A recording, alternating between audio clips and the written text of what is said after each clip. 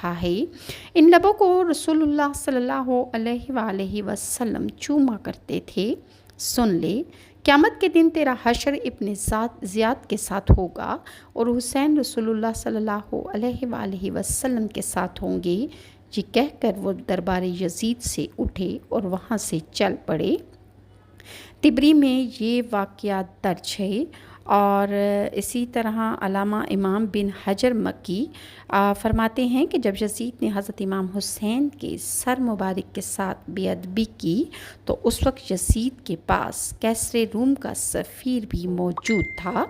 उसने बहुत ताज्जुब से कहा कि हमारे यहाँ एक जजीरा के गिरजा में हज़रत ईसा के गधे के खुर का निशान अभी तक मौजूद है, लिहाजा हम लोग हर साल हदिये और नजराने लेकर उस गधे के खुर की ज़ियारत को जाते हैं और उसकी उसी तरह इज़्ज़त और एहतराम करते हैं जिस तरह तुम लोग अपने काबा की इज़्ज़त करते हो। बिलाशुबा तुम लोग झूठे और बेहुदा हो।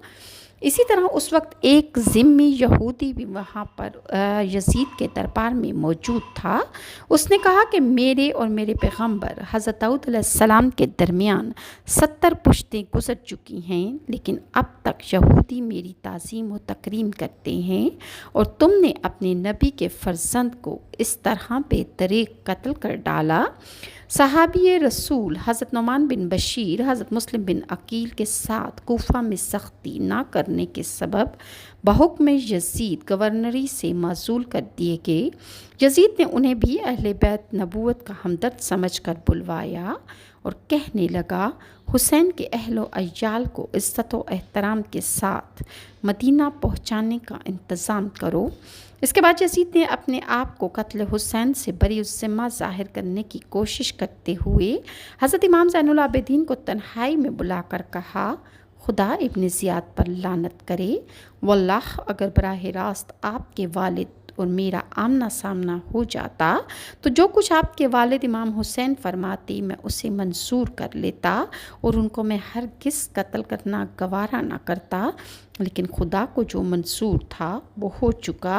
अब आप मदीना तशरीफ़ ले जाइए और मुझको वहाँ से ख़त लिखते रहिएगा और जो भी आपको ज़रूरत हो इससे मुझे मुत्तला कीजिएगा। ये वाक़या तिबरी में दर्ज है। हज़रत नुमान बिन बशीर के हमरा 30 आदमियों का हिफाजती दस्ता किया गया।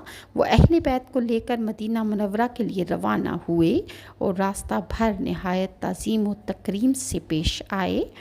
मदीना मुनव्वरा के लोगों को वाक़या करबला की खबर पहले ही हो चुकी